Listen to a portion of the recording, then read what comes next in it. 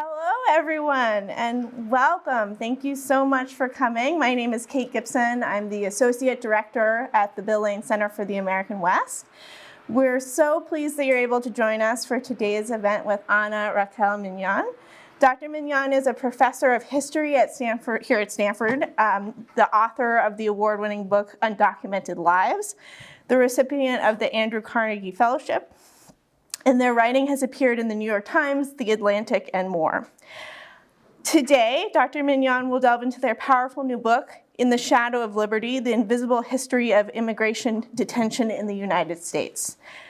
The book and today's lecture offers a critical look at how the US immigration system has evolved from the late 1800s to the present day, the secrecy and legal ambiguity from which it has operated, and how these practices have systematically deprived migrants of basic constitutional protections. Sure to be a very important and timely topic for us all to ponder in this season. So please join me in welcoming Dr. Minian.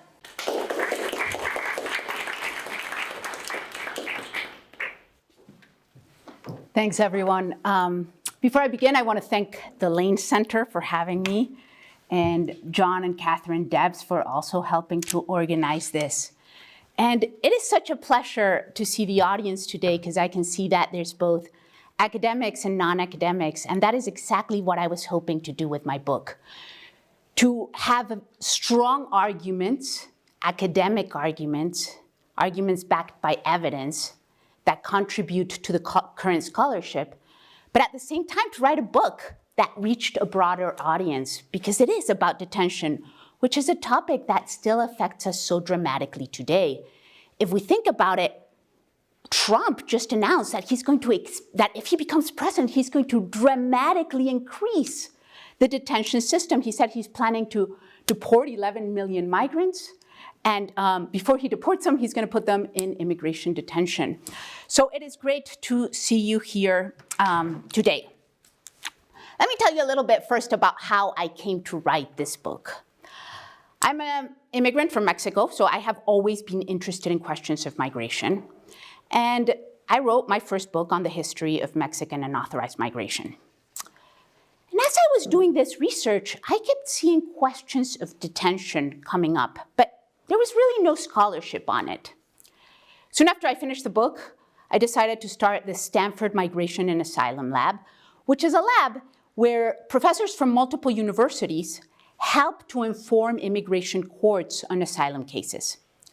And as I was working more directly with immigration courts, I realized that asylum seekers can come into the country and have no basic constitutional rights. Migrants can arrive and be detained without trial. They can be caged without explanation or even without the right of knowing why or when or even if they're going to be released. I was astounded. This, of course, goes against basic constitutional rights. But also, how could I, as someone who had studied immigration for over 15 years, not know about this? How had we come to this point? And then, of course, President Trump became president, and in 2018, he started the family separation policy. It was then that I knew I had to write a book about immigrant detention. How was it really that America could first imagine such a policy and then have it actually be introduced? How had we arrived at this point? What did it say about the US culture, about its society, about its laws, about its policies? What did it say about America itself? In the Shadow of Liberty is my answer to these questions. So today I'm going to talk about the book, and I want you to look for the three main arguments that I make in the book. I'm going to go into each of them in more detail through the narrative I tell, but look out for these arguments. The first one is the main question. How did we come to a point where immigrants can be detained without basic rights? Second, how is it that ignoring the rights of immigrants has affected not just the immigrants who are detained, but citizens as well. If we think about it, having a population in the United States that doesn't have rights is almost like ignoring a cancer in a certain part of the body. And if we ignore it, of course, there's going to be metastasis, and it's going to spread elsewhere. In fact, the immigrant detention system and the lack of rights that it provides has already affected multiple areas of the United States. One is the prison system. If we think about mass incarceration, a huge problem in our society, it is intrinsically linked to immigrant detention. And second, even the history of Guantanamo Bay, where enemy combatants, as they were called, were detained without rights, first emerges through the history of immigrant detention. And that is interesting in part because it's such an important history, but in part because when we think about a population that lacks rights, we think of, distant times and distant places, Pinochet's Chile, the Soviet Union. We don't think that in this country we have people who are not accused of committing a crime, detained, incarcerated without trial for indefinite periods of time. We do not think of that as the United States. And if we do, we think about it in particular zones, one of them being Guantanamo, where we know enemy combatants were detained for indefinite periods of time, and are still some of them, and without basic access to rights. And the third argument, so the first argument is why do people lack rights? The second one is how it has affected citizens and American history more broadly. And the third one is that it doesn't have to be this way. The United States has a long history of showing that immigrant detention is not necessary. In fact, during a period of time between 1954 and 1981, immigrant detention was banned, was basically stopped. Our leaders turned against immigrant detention and saw that there were better alternatives. We can implement those alternatives again. I will tell the story of these four arguments by following the lives of four individuals. I chose those individuals because they tell the broader story about immigrant detentions. Their stories truly capture the main transformations of the immigrant detention system from its inception in 1891 to the present. And even though I'm focusing on four individuals, their stories actually tell not only about these big transformations, but the stories of detainees in the United States more broadly. In fact, for this project, I interview over 100 Central American and Cuban detainees. I explored the National Archives, the presidential archives of Carter and Reagan, memoirs, diaries, letters. And with it, I managed to get a broad history of immigrant detention, a history that is very hard to capture because immigrant detention facilities and what happens inside of them have been purposely kept silent and being made invisible.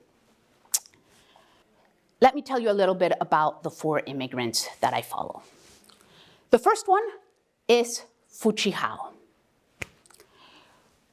Why did I choose Chi Hao, and what did his story tell us? Chi Hao arrived to the United States in 1900. He had recently fought in the Boxer Rebellion. The Boxer Rebellion was, or uprising, as historians call it nowadays, was an uprising in China that occurred because many Chinese people were extremely angry at foreign powers. They were angry because they associated them with imperialism. The United States was one of these countries, but it was not the only one. There were also Germans, British, and the way in which Chinese people, especially those who came to be called boxers, decided to rebel against imperialism was by protesting, was by killing, torturing, going against, in every single way, missionaries. Why did they choose missionaries? Well, because those were the people they interacted with. They didn't interact with government officials who were the representatives of imperialism. They interacted with missionaries. And missionaries, in some ways, conceptualized for them this sign of imperialism. They brought culture, foreign culture to China.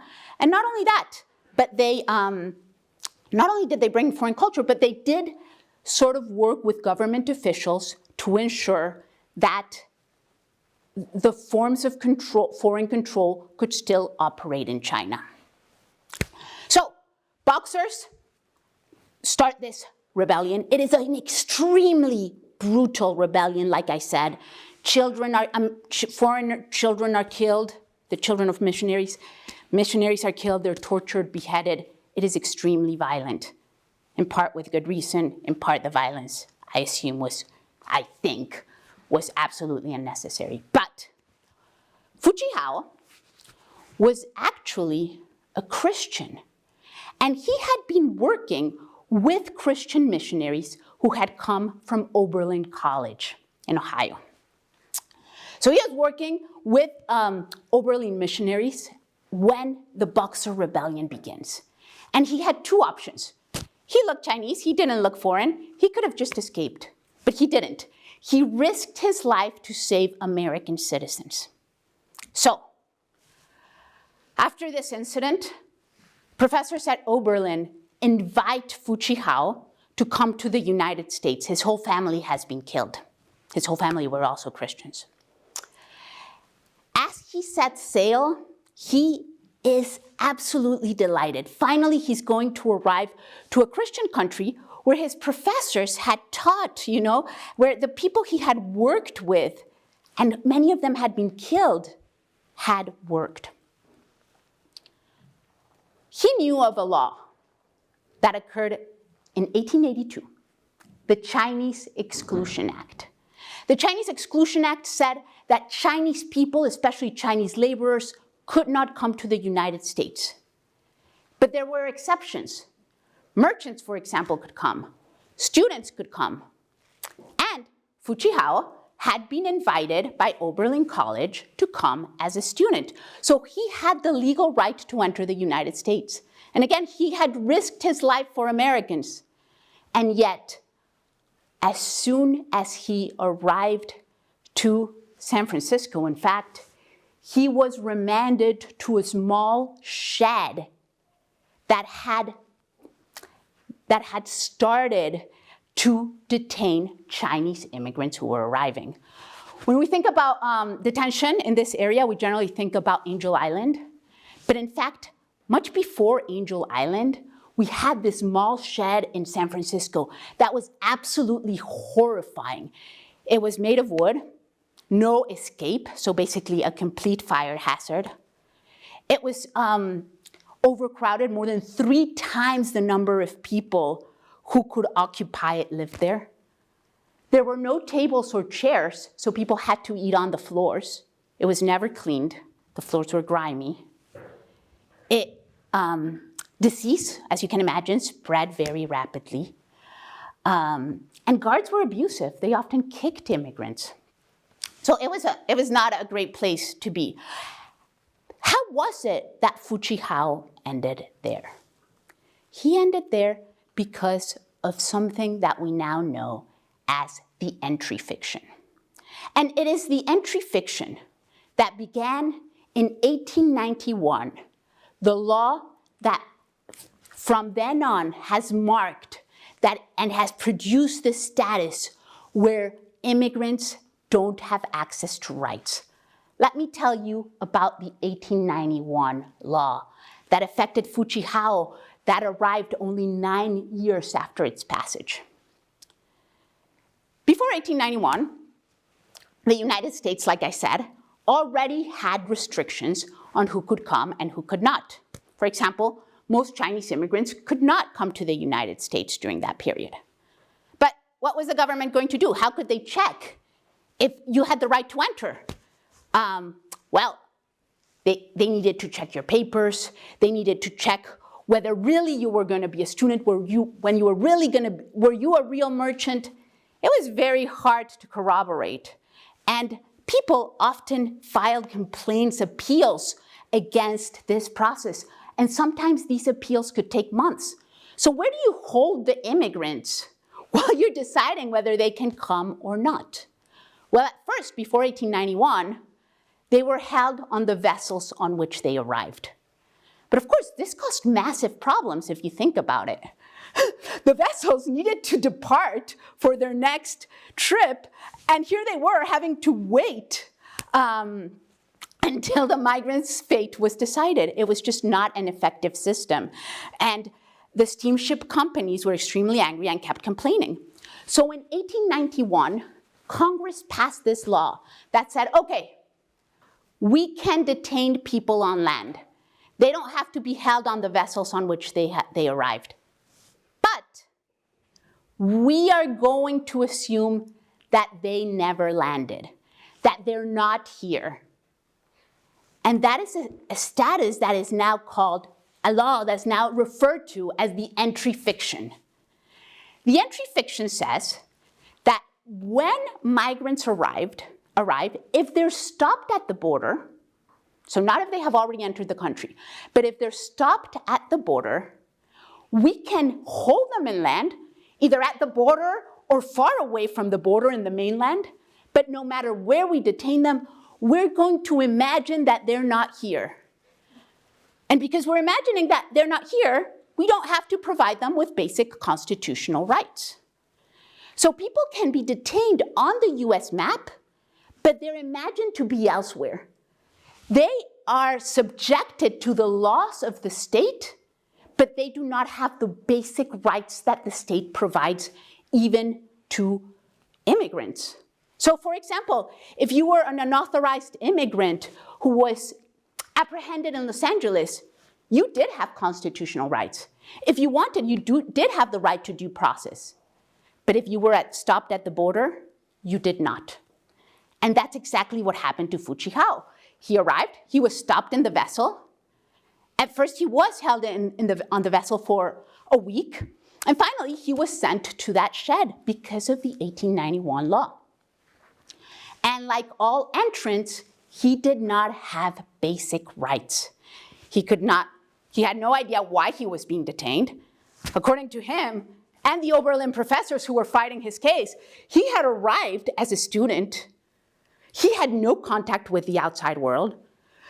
But in fact, Oberlin professors were saying, yes, he's a student. And still, his status as student was being denied. So he had no idea why he was being detained, what was going to happen to him, if he was going to be ever released. And the friend with which he had arrived got extremely sick and was dying, and yet he did not have access to a doctor. This is a story that I tell through Chi Hao. His story lets us see multiple things. A, the creation of the entry fiction. A fiction, a law that continues to exist to this day, and it is the law that prevents those who are stopped at the border, asylum seekers included, from actually having any sort of rights. The second thing that we see through Chi Hao's story is that regularly, migrants' actions don't matter, right? Generally, when we think of detention, of incarceration, we say, well, they came, they knew what they were getting into. That was not the case with Chi Hao. He had the full right to enter the United States. And if we're thinking about actions, he had risked his life for American citizens. When we look at the history of detention, it becomes clear that actions are not what matters. Race has been the continual factor that has affected whether someone ends in detention or not. Now, it has not just been people that we now consider to be quote unquote people of color who have ended up in detention. And that I show with the next person I follow in my book. Her name was Ellen Knauff. Ellen Knauff was a German Jewish woman who was born and lived during Nazism. She managed to escape to Czechoslovakia and then to Britain. So she escaped, she survived. Her whole family was killed in the Holocaust in this brutal extermination camp. First they were sent to a work camp in Riga in Lithuania, and then they were killed back in Germany in an extermination camp. Ellen has no idea what has happened to them, but does know about the horrors of the Holocaust after the war. So she decides to return to Germany to find out what happened to them. So she returns to Germany. She learns that they have been killed, but she is working for the US Army of Occupation in Germany. So after the war, Germany was split into different occupying powers based on the Allies who had won the war, and the United States had a part of Germany. And it needed people to govern it. And Ellen, who knew German, but had also learned English while living in Britain, was fantastic to help. So she's working with the US Army of Occupation in Germany, and she meets this man, Kurt Knauff, and the two of them truly fall in love. Now, I have to tell you, Kurt is a very handsome man. And this is gonna become important, I'm not just saying it. So Kurt was a very handsome man, and he had tons and tons of suitors. Dozens of women wanted to be with Kurt. But Kurt, in fact, falls madly in love with Ellen. And soon thereafter, they marry. Now, Kurt is an American GI. So Ellen has the right to come to the United States without quotas because of the War Brides Bill. So Kurt says, you know what? Eventually I want to live in the United States. I want you to go there and enter and then ultimately become an immigrant and an American citizen. So, Ellen has traveled a lot. She doesn't love the idea, but she decides to come to the United States to eventually live with Kurt, who that's what she wants to do. So she leaves, and she has this huge dream of seeing the Statue of Liberty. Now, I have to say, this is not an Ellen Knauff story. Ellen had this dream. Most immigrants who arrived by boat from the Atlantic had this dream. So she's sailing, and she sees the Statue of Liberty, and the boat stops. Immigration officials enter the boat. They call her name. They give her no explanation. They yell at her. They say, "You know why you're being taken away?" And they say, "We will take you to a place that takes care of you." And Ellen immediately thinks, this is probably something similar than what they said to my parents in the Holocaust. Instead of seeing the Statue of Liberty and entering through New York, she is sent to Ellis Island. Ellis Island, of course, is this island which we generally think of as the land where people of opportunity, where people entered, the poor huddled masses. But in fact, Ellis Island was also a detention center. Ellen arrives, there's guards. No one tells her why she's being detained. They don't have to. She's a subject of the entry fiction. She has no idea. She married an American man. She has the right to enter. Suddenly she's in Ellis Island. They don't tell her when she's going to be able to leave, why she's there. She starts losing her mind, of course. Conditions at Ellis Island during this period were not terrible, but they will become terrible later on in the early 1950s. So Ellen is there. But you know what? Not knowing why you're being detained is already terrible. You don't need to be beaten or be in an overcrowded space for a detention to really hurt you emotionally and physically. She did not have the right to leave Ellis Island, to go to outside spaces during the winter. It was in some ways a very brutal space. Every time she crossed a door, the door was out. The guards afterwards closed the door, locked the door behind them.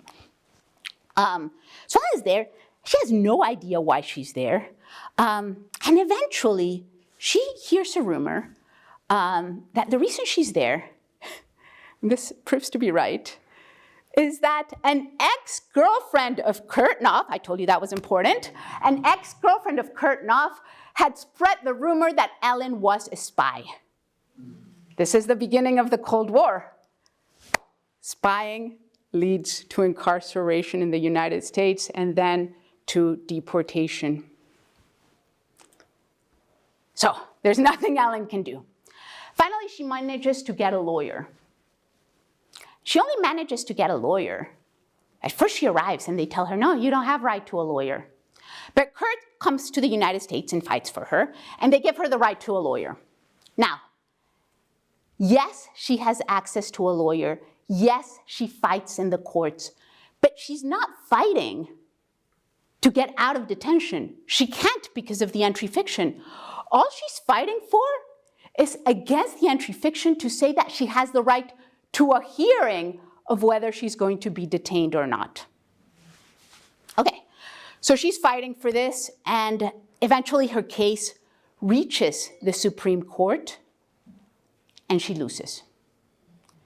And not only does she lose, but her case becomes extremely significant. Because if the entry fiction began in 1891, Ellen's Supreme Court case, Knauff v. Shaughnessy, I've never been able to pronounce that name, that case establishes that the entry fiction will continue, and it continues to exist to this day because of that ruling. Now, Ellen's story in some ways, as you can see, is very dramatic for the history of immigrant detention. In some ways it's dire, but on another way it isn't. It's also a story of hope. Because Ellen Knauff, she had survived the Holocaust, she had traveled around, she was very culturally aware. She knew how people in different places could think and what would get to them. And in the United States, one day, a reporter comes to see her to learn more about her case. And she says, you know what? It's through the media that I'm going to get out. And she does. She tells the story that in the early 1950s convinces everyone that she has the right to go out. She portrays herself as this very submissive woman who's madly in love with her husband and just wants to cook for him. And she's coming here to become an American and really believes that the United States had been terrible to Jewish people during the Second World War. It hadn't allowed many to enter the country. But they felt pretty bad. The US felt pretty bad after the Second World War. And so they were like, oh, this Jewish woman, we do have to help her. And her story spread like wildfire. In America, there were thousands of articles being printed per year on her case. This is a headache for the government, right? The government does not want these stories being portrayed. So even though Ellen Knauff lost her Supreme Court case, she is released from detention. But the government continues to lose. Everyone continues to talk about her case.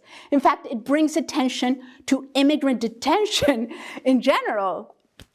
So in 1954, the US government decides, you know what, the Attorney General in particular, decides this is just not worth it. We are getting so much negative attention.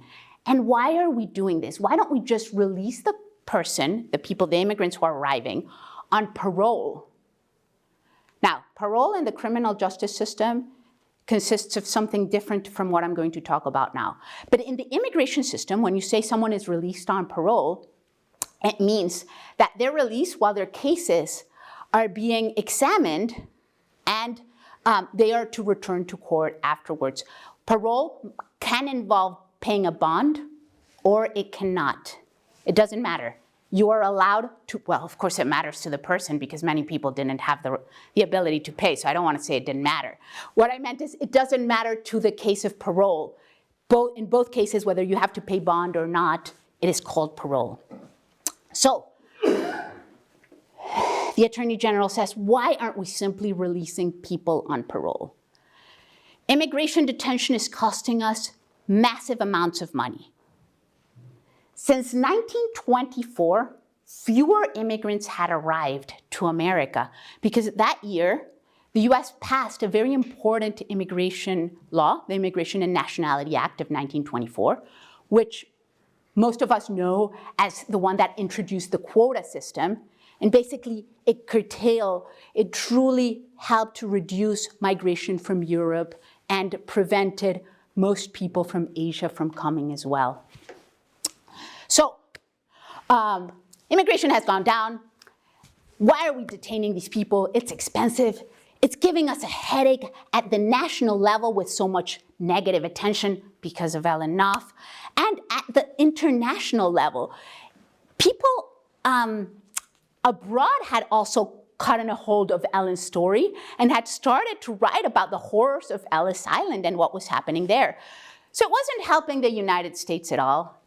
Not only that, it had become clear that most of the people who arrived and who were being held either in Angel Island or had been held in Angel Island or were now being held in Ellis Island and other places throughout the country, most of them eventually had the right to enter, were able to enter. That was a problem because now immigrants were coming who had arrived loving the United States and now lived here and were pretty angry. So why did you want to detain them? And additionally, so most of them were allowed to enter, and most of them the few of them who had earlier been released on parole had all shown up to their court cases. So there was really no reason to detain them. They could just be released on parole. It was very costly, both at the reputation level, let's say, but more, reputation is not the right word, but you know what I mean. But also, most importantly, or equally important at the financial level, and there was no reason to do it. So in 1954, the Attorney General announces that he is going to end immigrant detention. That from then on, the vast majority of immigrants who arrive to the country are going to be able to be released while their cases are being adjudicated. And in 1958, so that happens in 1954. Oh yeah, here. I wanted to find a quote because I haven't memorized it and it's fantastic. So in 1958, the Supreme Court even says that since then, since 1954, the physical detention of aliens is now the exception, not the rule, and pointed out that certainly this policy reflects the humane qualities of an enlightened civilization. Enlightenment meant not detaining people. Those were the humane qualities of what the United States was going to do. From 1954 until 1980, it was only Mexican immigrants, or primarily Mexican immigrants, who were detained. And they were not detained in the same way as the vast majority of other immigrants. Beforehand, immigrants who arrived were detained while the government adjudicated their cases, while it was seen whether they could be, whether they could enter the country or not. After 1954, Mexican immigrants were detained when they had been apprehended in the United States without papers, and they were to be thrown out of the country. And while they figured, it was hard to deport everyone, so detention sites were used as holding spaces, and migrants were really only held there for a couple of days. The main idea was to send them back to Mexico. And I have to point out that while we think maybe of 1954 as a year, in which immigration detention ends, enlightenment, humane qualities of America, it was also the year that the same Attorney General introduced Operation Wetback. The term wetback comes from, it's a pejorative term. I implore you not to use it in your general speech. But the term comes from when immigrants waded the river without paper, the Rio Grande without paper. papers. Operation Wetback was a massive deportation campaign that the Attorney General introduces in 1954, in the summer of 1954.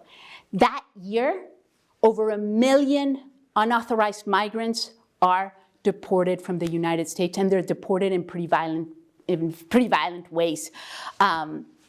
Some are caught at their job sites. They're taken away to either the staging areas to deport them or simply deported immediately. They don't have the right to tell their family members that they have been deported, that they have been caught even. Folks are apprehended outside of schools. Again, no one knows everything. Children are being deported. When a parent is caught with their child, even if their child is a US citizen, the parent gets to decide, do the two of them get deported? Does a US citizen get deported? Or does the parent stay and the child is sent to foster care? 1954 was also a brutal year when we think about immigration. But for detention, actually it does change the history of immigrant detention. There is a massive waning of the detention system, and equally important, the rhetoric, the idea that immigration detention is indispensable subsides. Why does this change in 1980? In 1980, Fidel Castro in Cuba, announces that any Cuban who wants to leave from the country, from the island, can do so through the port of Mariel. And here we arrive at the third person whom I follow, Gerardo Mansur. Gerardo Mansur was a Cuban immigrant. He had arrived in the Mariel boat lift. The Mariel boat lift shows a couple of things. First, let me tell you, we generally think that it's immigrants, it's immigration that is the problem for people who want to flee their country. That here we have such strict laws that immigrants have trouble arriving. But actually, up until 1980, in Cuba, folks who were welcomed to come, but the Castro regime did not allow them to leave. They were scared, A, that another Bay of Pigs invasion would occur, like it didn't want immigrants leaving. And at the same time, it was worried about a brain drain. So Cubans were prevented from leaving the island. This was a question of emigration, not of immigration. But in 1980, a group of Cubans take over the Peruvian embassy so that they're sent to Peru. A Cuban guard is killed in the process, and Fidel Castro is so angry that he says, any Cuban who wants to leave can leave from the port of Mariel. This is wild. This has never happened. So Cuban exiles who are already in the United States grab any vessel they can, shrimpers, small little boats, whatever they can get off, and sail to the port of Mariel to pick up their relatives. And they do. And they're crossing the Florida Straits. And as they are crossing the Florida Straits, Fidel Castro announces, you know what? Many of the people who are on those boats were released from Cuban prisons. Right before the Mariel boat lift began, President Carter had said that he would receive Cubans with open arms. The government did not receive Cubans with open arms after Fidel Castro announced that they were criminals, that they had been released from Cuban prisons. When they arrived, most of them were detained in naval bases while the government saw whether they could enter the country, their criminal record. And family members came to pick them up and said that they would take care of them. Gerardo Mansur flees Cuba in the Mariel boat lift and is sent to Fort Chaffee, a naval base in Arkansas. The conditions in Fort Chaffee are pretty bad. The population around the area in Barling are extremely worried about this, as they're called Marielitos, who have come and they're all criminals and now they're living next to them. And in fact, in the area, they start producing T-shirts where you can see guns. The T-shirt shows a circle and a gun pointing at a Cuban man. And people are truly terrified. The KKK shows on a daily basis to Fort Chaffee. But Gerardo doesn't really care too much. He is like, you know what, there's about 20 members of the clan arriving. We are over 1,000 people here. They have nothing on us. And for him, it's not so terrible because he falls in love with a woman called Julia. And Julia and Gerardo marry soon thereafter, but still they're being detained. Now, this is not the case for every immigrant. Some of the Cuban Marielitos who arrived are immediately sent to a maximum security penitentiary, most of them in Atlanta. If you couldn't be sponsored, if no one was sponsored you and you had been in these naval bases for a while, by 1983, the government sent you to prison, even if they saw that you hadn't committed any crime. If one American had said, yes, or organization had said, yes, I'll take care of them, that person would have been allowed to enter. The government had nothing against them, but you had to be sponsored. And of course, most Americans did not want to sponsor folks who could be criminals. So those who did not get sponsored, even though they had the right to enter, even though the government knew that they hadn't committed any crimes, were sent to prison. This was not the case for Gerardo Mansur or Julia. Eventually, the two of them do get sponsored by a friend of Julia's, and they go with their sponsor to Las Vegas. Their life in Las Vegas is the true American dream for them. They arrive. Gerardo gets a job working in a hotel. Julia gets a job working in a hotel. They both manage to make enough money to live. They see the lights in Las Vegas. They can't believe they're in the United States. They're happy. They make friends. They have a Cuban community with them. You know, this for them was really the American story. They had made it. And less than a year after their release, they have their first child, and soon their second child. But their American dream is not to last long. Right after their second child is born, the police show up, two policemen show up at their home. Now, we as historians do not know why the police show up. When I was reading the newspapers said that it was because of a noise complaint. That, you know, these Cubans were having these parties and there was a noise complaint and so the police came. Gerardo swears that that's not the case, that there was this police that had this anger against him. It doesn't matter why the police show up, but the police show up. Gerardo opens a house. He doesn't know anything about his constitutional rights. In fact, as we will see, he didn't have any. But he doesn't know that he doesn't have to open the door. He opens the door. The police enters the house and sees a little bag with marijuana. This is during the war on drugs. The little bag of marijuana, less than an ounce.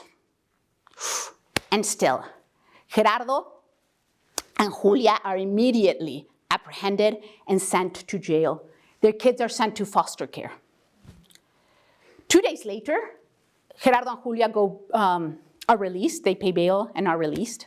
And they're told that they need to appear before a judge. Their kids are returned to them. And they decide to rebuild their lives. And they do. They move homes, get an even bigger home.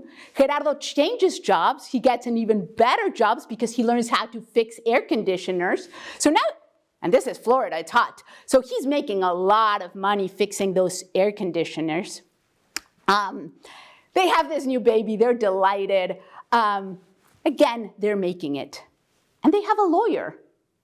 And the lawyer says, you know what? You should plead guilty. You don't have any crimes. This is a misdemeanor, you're going to be fine. It was such a small amount of marijuana, you're going to be fine.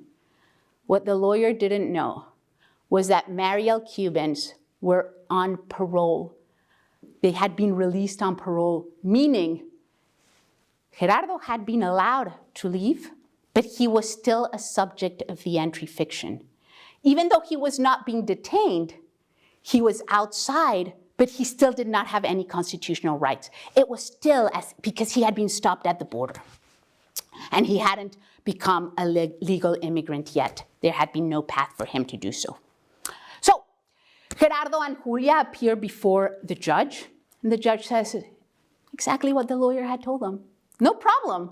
This is a misdemeanor. I'm going to send you to a probation officer. Okay, they're delighted. Their life is going well, they're delighted. On the day, they have different probation dates.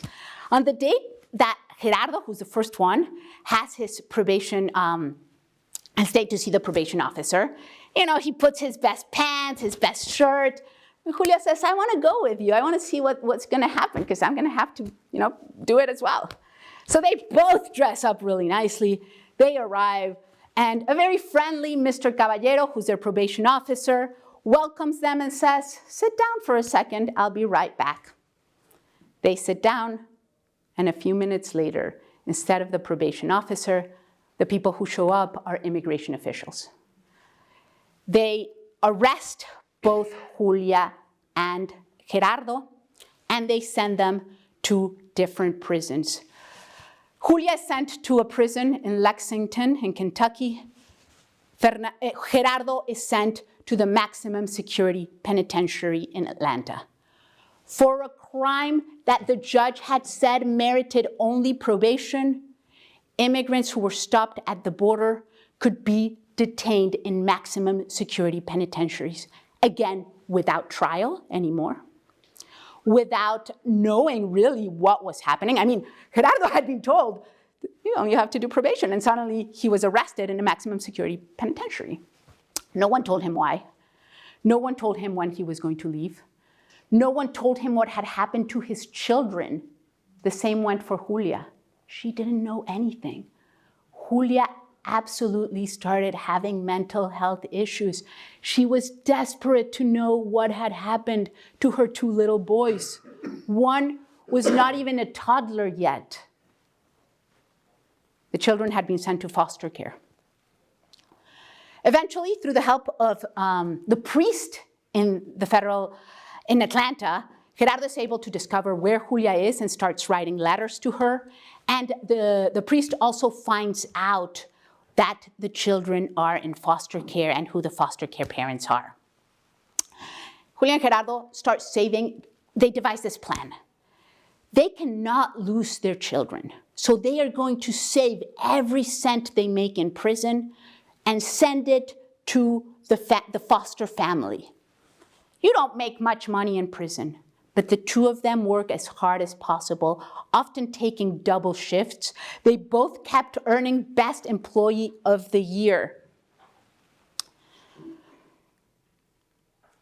It is interesting, of course,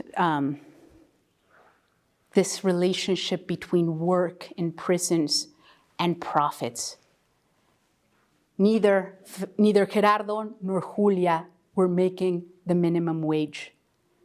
The companies for which they were working for were making more profit than most American corporations at the time. Anyway, so they were working, they were sending money, and still they got a letter saying, we think that your children should be adopted by the foster family. Whew. This was the worst news that they could hear. They said, absolutely not. And the government official replied, well, you might never be released. Like, what are we doing to these children? But Julia said, these are my children. I will not allow them to be adopted. Now, Julia and Gerardo would have willingly returned to Cuba to be with their children, right? They didn't have to stay in detention. And the US government would have willingly sent all the Mariel Cubans that they didn't want back to Cuba. But Cuba did not allow them in. And that's why these Mariel Cubans were held for indefinite periods of time in a maximum security penitentiary and other prisons throughout the country. This again shows the importance of the entry fiction. The reason Gerardo and Julia did not have access to a lawyer, could be held without really being accused have committed a crime that merited an arrest, that merited incarceration. They were both incarcerated, entry fiction. They did not know when they were going to be released, and they did not have the right to another trial. Let me tell you, the Fifth Amendment, when we say that people have the right to due process, the Fifth Amendment talks in terms of persons, not in terms of citizens. They did it. If they hadn't been caught by this entry fiction, they would have the right to due process in the United States. Now, while Gerardo and Julia are incarcerated, more and more Mariel Cubans are also starting to be sent to prison. Mariel Cubans were being sent to prison if they broke their parole for extremely small reasons. One man was accused of having lost his sponsor, and so trying to look for work elsewhere. And he was called he said, well, you no longer have a sponsor, we're going to send you back to, we're going to send you to Atlanta, to the maximum security penitentiary. Another man was walking in the streets of Rochester, New York, when he got mugged. And he lost his eye during this assault. And he went to the hospital, but he couldn't pay the bill. He was sent to the maximum security penitentiary at Atlanta. The stories are over and over again. The saddest stories you can hear. Most people who arrived in Atlanta did not deserve to be in prison. We can talk about who deserves to be in prison and who not, if anyone deserves to be in these sort of conditions. But most Americans would agree that someone who's beaten, lost his eye, does not deserve to be in indefinite detention in a maximum security penitentiary. Now, this is not to say that all Mariel Cubans didn't break the law in significant ways. Some did hurt American citizens. Some entered houses and stole from the houses. So things did happen. But the vast majority of Mariel Cubans were breaking the law in extremely small manners. So more and more Mariel Cubans are arriving to prison. This is also the time, if you remember, of the war on drugs. Well, all of a sudden the government's like, yeah, we want to deport and detain and incarcerate all these Mariel Cubans. We want to incarcerate more and more Americans because of drugs. There needs to be a place to put them. And this once again shows the interrelation between the prison system and the detention system. The two have grown from the inception of detention, from 1891. They have been used hand in by hand. They have grown together to the point that they are now virtually indistinguishable. Even during Chi Hao's period, when people just didn't fit in the shed, folks were sent to prison. Prisons have often been used as a site for detention. So there's that link. But during the Mariel boat lift, another link began. The government also came to insist that because there were so many Mariel Cubans being arrested, incarceration needed, the prison system needed to increase. More prisons needed to be built. It is as a result of the Mariel boat lift and the war on drugs, but the argument of the Mariel boat lift really did play a big role, that more and more prisons began to be built during this period. And then came 1983. 1983, this one man, Tom Beasley, entrepreneur, is at a party, and a friend tells him, you know what? What about private prisons? Wouldn't that be a good idea? And so he goes to the Attorney General and he says, hey, how about private prisons? I want to start up the private prison system. The Attorney General is delighted. This is, suddenly, he doesn't have to worry about building more prisons, the government building more prisons. This guy, Tom Beasley, is going to do it for him. He doesn't have to worry about how the Bureau of Prisons is going to manage these places. Tom Beasley is going to deal with that. So he says yes. And he does put one restraint, though, I have to say. He didn't know if it was going to work. I mean, this was going to be the first fully run private prison in the United States. He He doesn't know if it's going to work. So he says, let's start with lower stakes. We know that immigrants are actually not breaking the law. The first private prison in the United States opens in 1983, and it is an immigrant detention center. Detention and the prison system have grown side by side. The for-profit prison is one of the aspects of the prison system that most concern Americans. It started because of detention. The Mariel boat lift changed detention in another manner, which is deterrence. Up until 1980, the government used detention. It held people, as I said, while it decided whether those folks had the right to enter the United States or had to be deported. Not so much after 1980. President Reagan became extremely concerned about what was going to happen. He said, you know what? We can't have another Mariel boat lift crisis. Like, this caused so many problems in the United States. We no longer want that. Let me tell you about one of the problems it caused for politicians. And it occurred in Fort Chaffee, where Gerardo was originally detained. Fort Chaffee, as I said, was in Arkansas. The governor of Arkansas at the time was Clinton. Whew. The only time that Clinton lost the governorship was after the Mariel boat lift, when people were detained in Fort Chaffee. People from Arkansas were extremely angry at him for having allowed Mariel boat lift folks, Marielitos, from being detained there, and they decided to vote against him.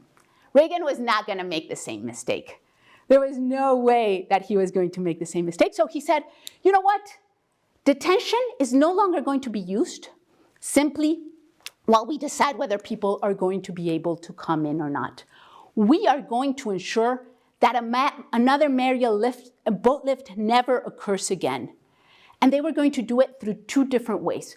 One was through interdiction, stopping ships before they even, as they set sail, as they were traveling. There was another way in which they were going to do it, through detention. They were going to make detention centers as horrid as possible so that migrants knew that they couldn't leave, that if they left, they were going to encounter brutal conditions in the United States. This was a policy of deterrence. It is introduced in 1981. Just to tell you the story of Gerardo, just to finish it up, in 1987, there's actually a massive rebellion in the Atlanta Penitentiary, as well as in another one that has been built to hold more folks from the Mariel boat lift. Huge rebellions. Eventually, the government says, okay, you can be released after a hearing. You have the right to a hearing. Get out of here. Stop protesting. Gerardo is one of the folks who manages to leave prison and live in the United States. Again, he rebuilds his life dramatically. He marries another woman because Julia's having a lot of trouble. But he always takes care of Julia. Like I said, Julia started having terrible, terrible mental health issues. Their children that had been sent to foster care. The children are not doing well. When they become teenagers, they are incarcerated time and time again. This is not surprising. We know, the statistics show that the children of people who have been incarcerated are more likely than not to be incarcerated as well. So the children are having trouble, Julia's having trouble, but Gerardo builds his life. He tries to take care of his children. He remarries, but brings Julia to live with them. I have to say, that's pretty nice of Irania, the new wife, to allow Julia to live with them, but she does. And Irania and Gerardo have another child. They're pretty happy. In fact, Gerardo makes a lot of money. He manages to buy a pretty big mansion with a pool, because he actually starts his own company to fix air conditioners. So he's doing really well, other than, this terrible thing about his children and Julia. But he's doing really well. He's happy with his new wife. He's delighted by his new daughter. And then comes 2017. In 2017, Obama renews relationships with Cuba. And Cuba agrees to take some of the folks from the Mariel boat lift that had been held in the 1980s. In 2017, Gerardo hears a knock on his door. He doesn't know why, but soon he sees police lights everywhere. His daughter described that it was almost like they were looking for Osama bin Laden. She was like, there were police everywhere. Every single door was covered. Gerardo sees the fear in his family and decides to allow himself to be detained. That very year, he is deported back to Cuba. He dies 2 years later, far from his family, from everything he had built in America. You know what? That happened because of an ounce of marijuana. The fourth story I follow is that of Fernando Arredondo. Fernando Arredondo was a Guatemalan man. He had 3 girls and 1 boy. He was delighted. He was married. He lived in Peronia, right outside of Guatemala. But there were gangs. We know that there are gangs, pretty intense gangs in Guatemala. He was dealing with a big international gang, the MS-13. So he decided to do something about it. He decided that he would protect his community through a neighborhood watch program. So he introduces this neighborhood watch program where every night, about 10 members of the community go outside and start patrolling. They put a huge log in front of the community's sort of only entrance so that people from the outside can come in, and they start protecting it. This is not going to end up well for Fernando. A year later, a few months later, he starts getting threats. He's in his taxi, he's a taxi driver, and some gang members stop him and say, you know what, we know who you are, and you're in deep trouble.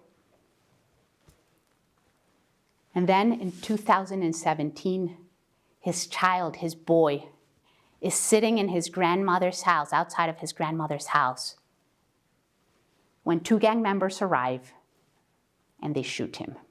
They shoot him in front of his little sister. The mother comes out. He's dead. After that, the gang members start to threaten the rest of the family. They start, sending them messages. This is one case. On the day of the funeral, they show up. And so, Fernando, and he takes his whole family and starts hiding throughout Guatemala. He sells his taxi, he moves from hotel to hotel, and still the gang members manage to find where he is. So he decides that his best option is come to the United States and seek asylum.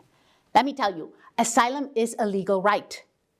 The United States has signed international treaties saying that people have the right to ask for asylum. At the same time, in 1980, the United States passed a law that said that people had the right to ask for asylum. Asylum is a legal right in the United States. Okay, so that is happening. He is coming to the United States. He's seeking asylum. He has the right to do so. He's crossing Mexico. Guess what? The US government has paid the Mexican government since the 1980s to try to stop Central Americans so that they never reach the US-Mexico border. Whether they're asylum seekers or not, it doesn't matter. So Fernando and his family are on a bus. They don't want to take, most immigrants at this time, most refugees take a train called La Bestia, the Beast, and they board on top of it, and they travel through Mexico on La Bestia.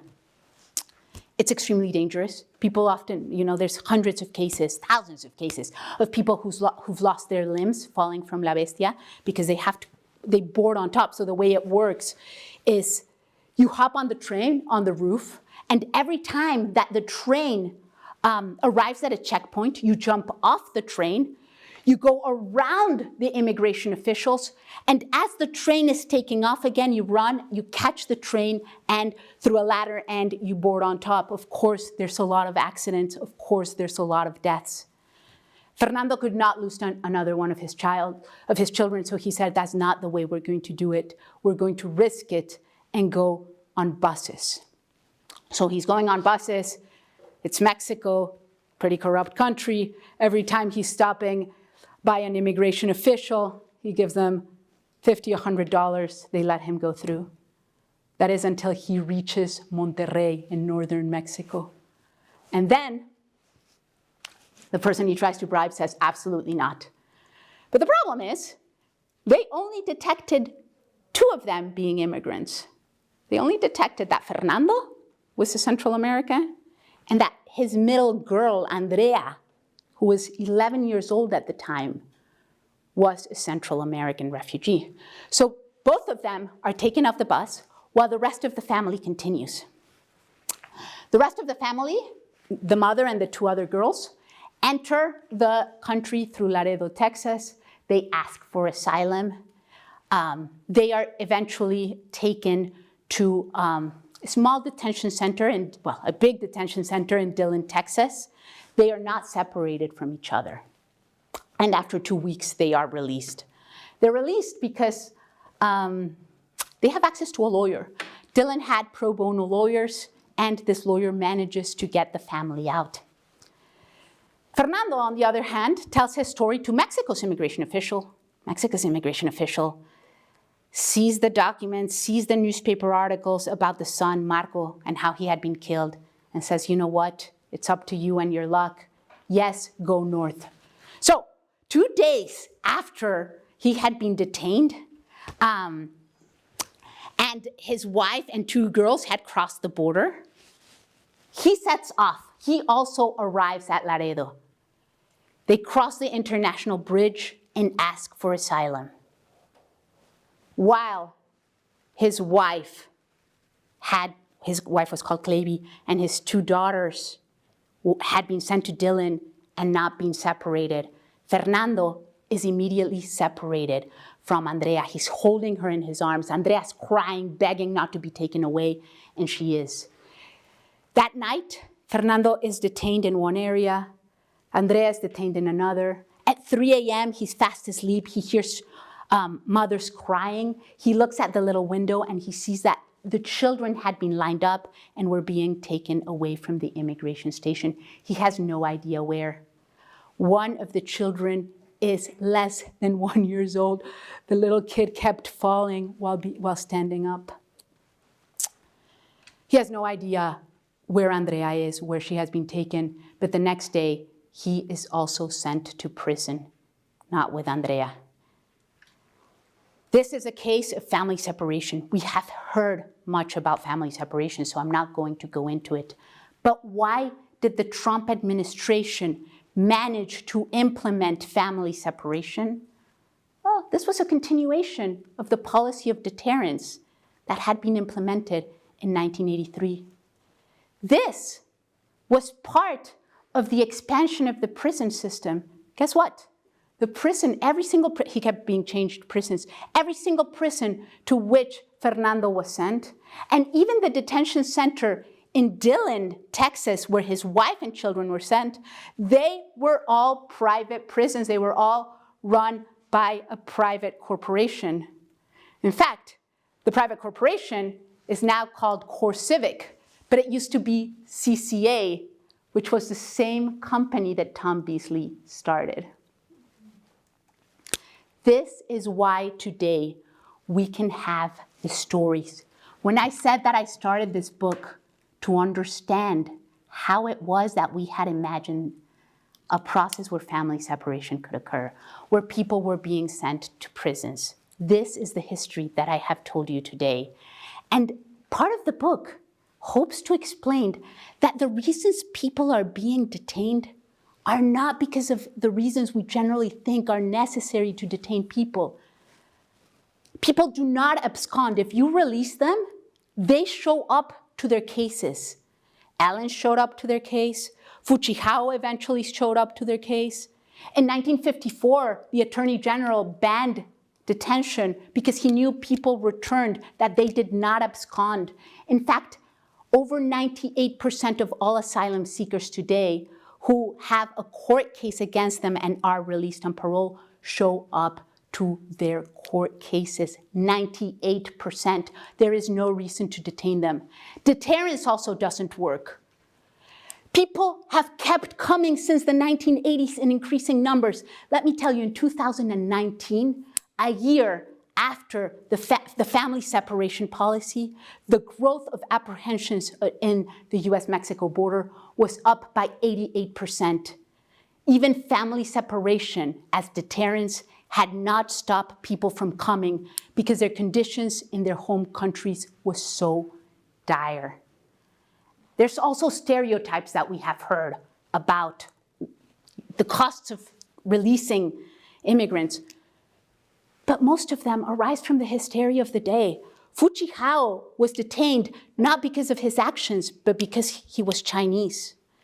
Ellen was detained not because she was a spy, but because it was the Cold War at a time where communism was ripe and people were so scared of spies.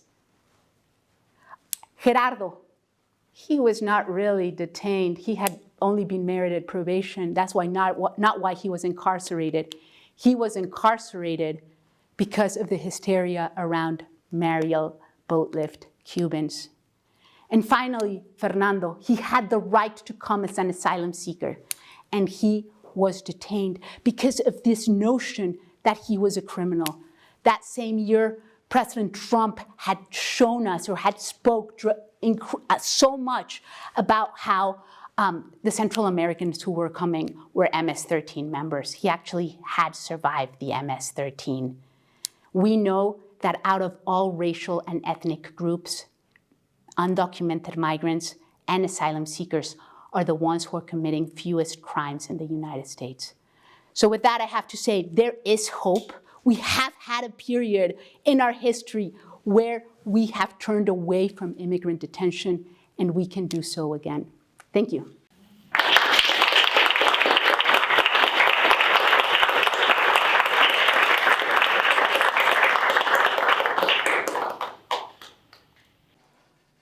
Now I'm open for questions. It's a sad story. It's a brutal story. I think you forgot to mention, I think Fernando was ultimately reunited with his daughter, right? He managed to be reunited with his daughter. He was separated from his daughter, he was deported, and because of this court ruling, his lawyer was able to bring him back. He was one of the few immigrants who were brought back after family separation. In fact, there's still dozens of cases in which children haven't been reunited with their parents. Any other questions? Yes. Where do you see this going in the future of what's going to happen to immigrants seeking asylum and detention? I see history repeating itself. Look at the Haitian immigrants and things that are said. And where does human rights come into effect there on a global scale? I think if anything, we're seeing a much more anti-immigrant rhetoric occurring and many more anti-immigrant policies during this period, and I would say for the foreseeable future. Part of what Trump did was he didn't only introduce these draconian policies, but he moved our ideas of immigrants much more, he made us as a society much more xenophobic.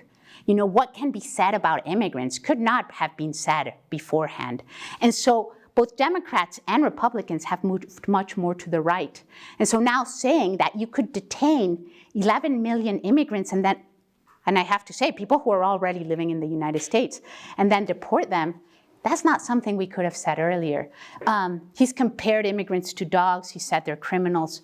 All of this would have been unimaginable. I think we're moving back, not towards 1954 when it comes to detention, but in terms of where we were even a few years ago. I have very little hope for the future. That's why I try to inspire hope in all of you by saying, look, we did it before. Any other questions? Yes, sir. I have a question. First of all, thank you for just an astounding presentation. This was really, really, really incredible. And it really made me think about Isabel Wilkerson's book and the way that you told these large stories through the narratives of these individual people. So it was just excellent, and I can't wait to read your book. Wait, you haven't read it?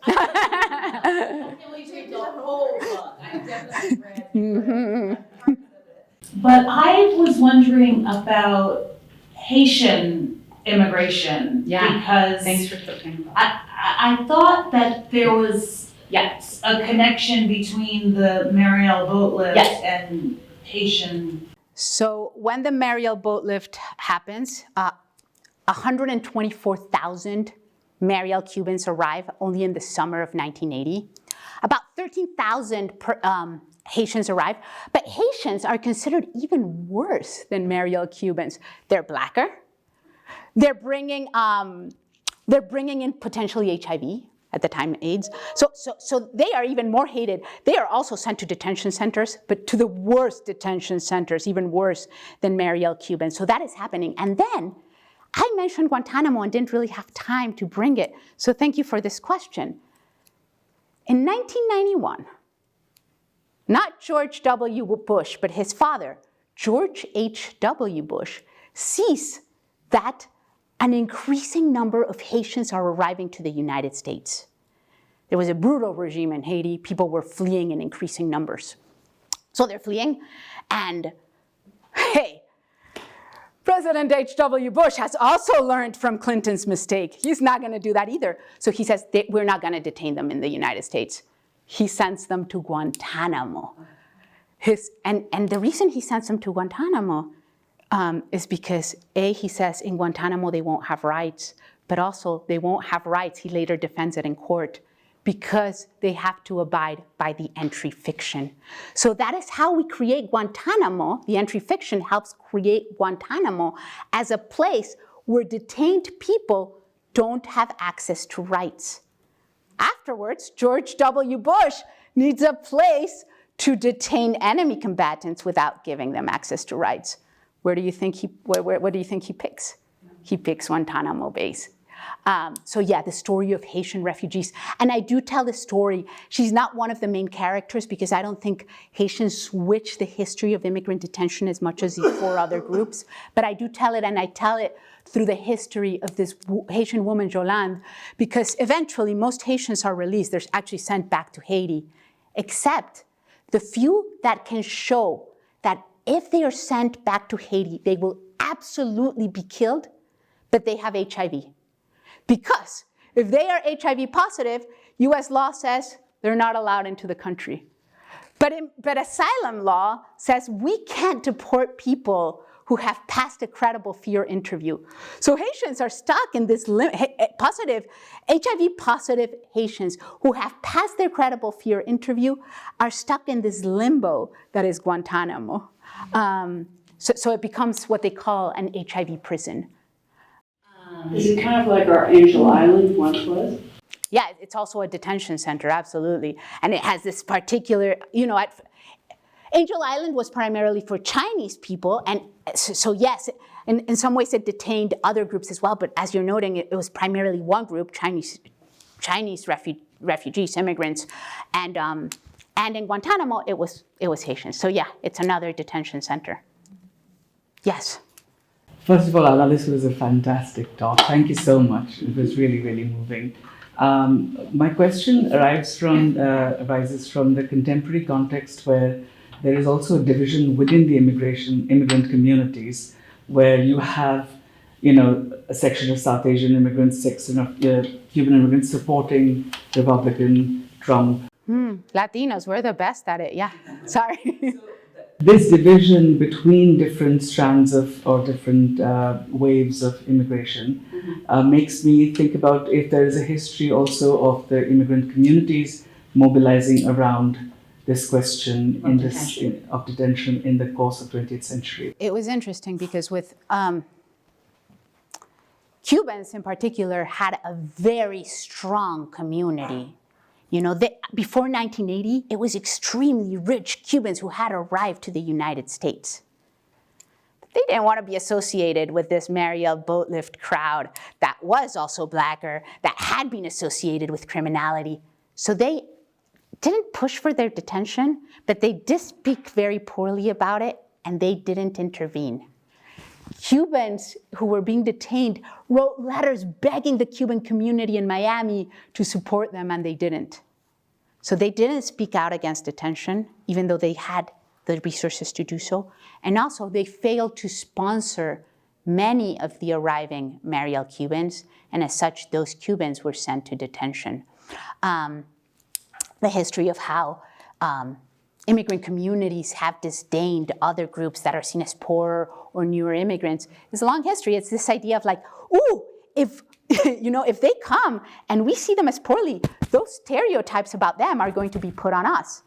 That history, we see it since even in the Cuban community that was coming before the 1880s. We see it with the Mexican community that was coming since the late 19th century. So yeah, we absolutely see it. In terms of detention, they are not as strong. They don't push for detention as much, but they don't fight against it. Yes? Well, certainly these are egregious stories of what you shared with us. And I'm just wondering, do you have any comparative studies of other countries' asylum policies?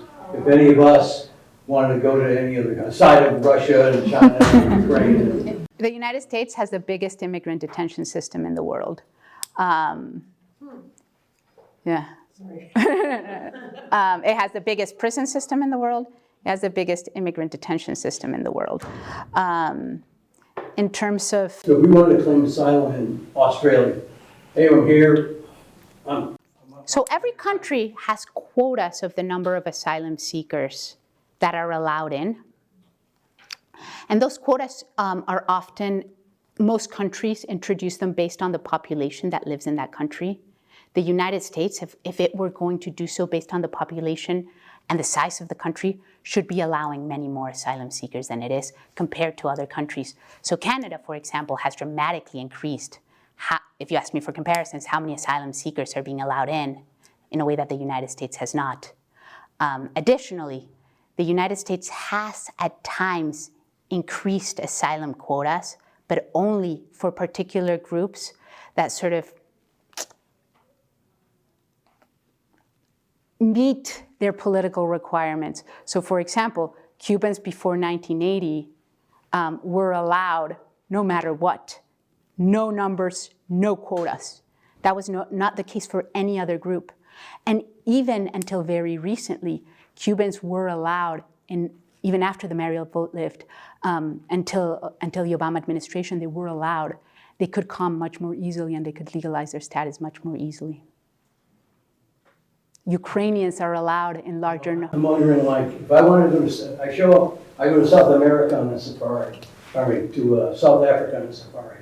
And I'm there, and I'm going to stay in Johannesburg and say, hey, I'm here, I want to claim asylum. But but do you have a reason to claim asylum? I'm lonely, I'm in. Oh, that's not a reason for asylum. So, let me tell you about asylum law first. Let me tell you about asylum law. I'm sure I can think of one. Unfortunately, I'm not sure you could.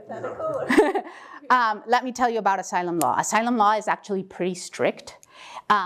To receive asylum, you have to be considered a refugee, and there's very few qualifications to be considered a refugee. So, for example, political beliefs is one, but gender itself is not. You have to show why you are a particular social group that allows you to enter the country. Not only that, if I arrive to the United States and say, you know what, I'm a woman, and in Mexico, women are treated terribly, I have the right to asylum, I get denied. I have to show, A, that this setting affects me in particular more than anyone else, that I am not like anyone else in this country or in Mexico. B, I have to show that the Mexican government is directly involved in the persecution, in my persecution. It can't be that this random guy just came after me. If this random guy just came after me and is going to kill me and is following me throughout Mexico, I have to show that the Mexican government is unwilling or unable to protect me. So actually getting asylum and showing that you deserve it is very, very hard. So let me just say a hypothetical case where you're not American, you actually are in huge political risks. Are there countries that might take you more easily than the United States? Yes, there are. Some European countries are taking proportionally many more asylum seekers.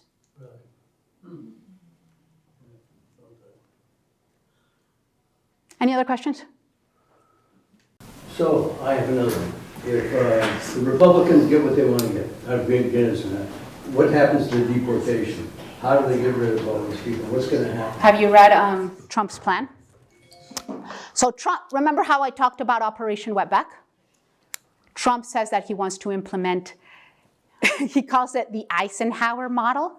He says that he wants to expand the Eisenhower model and basically go around every community. Remember how I was talking about showing up at job sites, showing up outside schools? He's saying he's going to do that, detain every immigrant he finds and deport them. That is his plan. It is not constitutional. Would he be able to do that? I am not sure. But that's what he's saying. Yeah. I'm not allowed any more questions. There is one more. I am so, thank you, please. Well, I was just reading an article about presidential powers, and apparently there are some, quote, secret presidential powers that presidents can enact in extreme conditions. Yes. And obviously, Truman enacted it when he interned American Japanese citizens. And that's the difference I want to point out.